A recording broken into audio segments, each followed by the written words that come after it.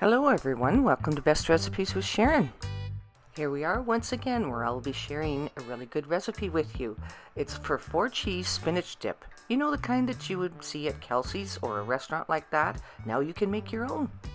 And you can serve this with your favorite crackers. Maybe fry up some naan or pita bread. Or even veggies. And just to let you know, my cookbook's available on Amazon. I've provided a quick link in the description below this video. Without any further ado, let's get right to the recipe. Okay, so we'll start with the first of the 4 cheeses. So you'll need a package of cream cheese, which is 250 gram package, which equals about just a little over 1 cup, 8.8 ounces or so. Then put in just shy of a teaspoon of garlic powder, so maybe 3/4 of a teaspoon. Take a hand mixer and mix that together until it's nice and smooth. And it tastes better if you can use fresh cheeses. I put in a generous 1/4 cup of finely shredded Parmesan cheese. Okay, so we'll move on to some Romano cheese.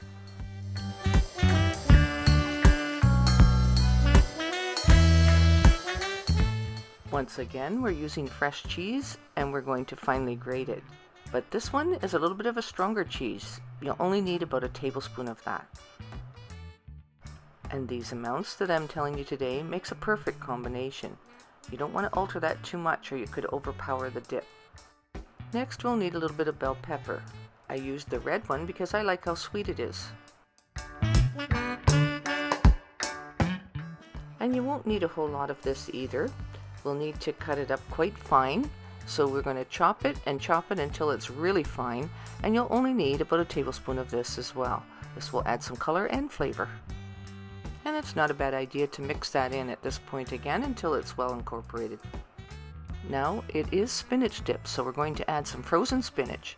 And I like using frozen spinach because it's pretty much ready for you. You just have to take it out, thaw it out, and chop it up as fine as you can. And then express some of the juices away from it so that it's not too wet. I used a colander and then I squeezed it out by hand as well.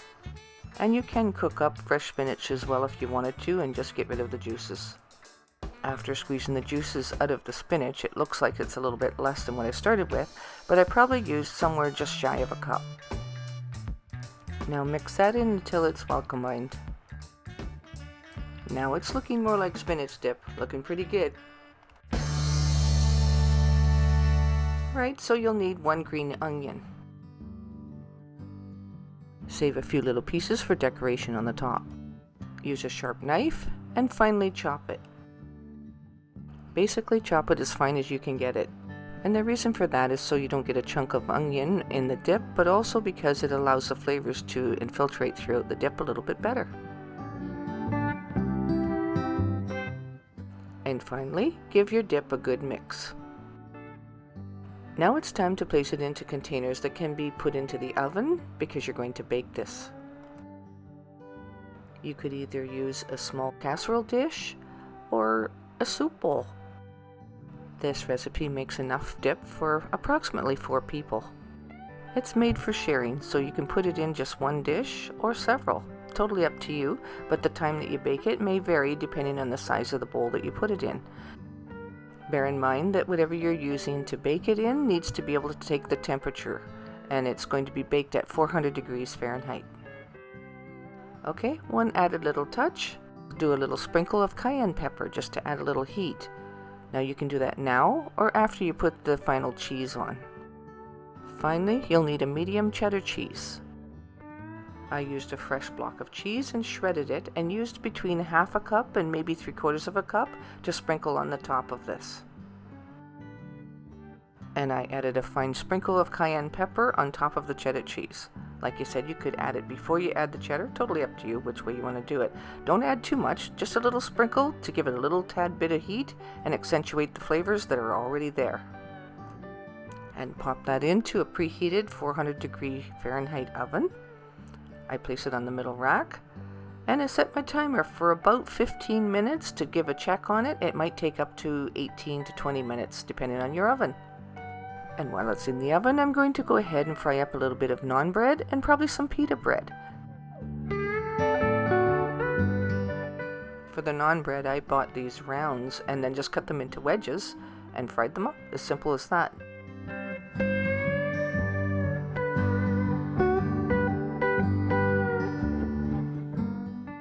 Or cut pita bread into wedges.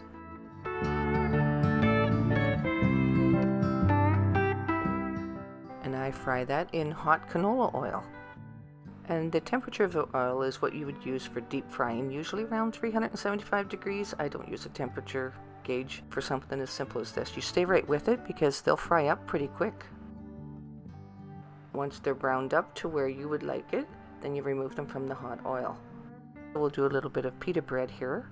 This one will fry up quite quickly as well. It'll turn a little more crisp than the naan bread. Either of them are very good. I do like to have them with a little bit of a crunch, but it's up to you. You can take them out sooner if you want them to be a little lighter brown. Remove the dip from the oven, let it sit for a couple of minutes, and serve it while it's still hot. If you want to get fancy, you can decorate the top with a few of those green onions that you saved, and or maybe a little bit of herbs. This dip is really tasty, and I'm sure you're going to enjoy that. If you're used to getting a spinach dip at a restaurant, this won't disappoint you. Give it a try. Let me know how it works out for you and what you served yours with.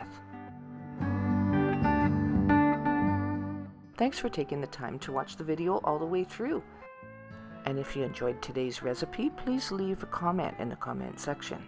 I enjoy hearing from you. And please give this video a thumbs up, and thanks for subscribing. And until next time, happy eating! And in order to enjoy this recipe, you've got to go make some.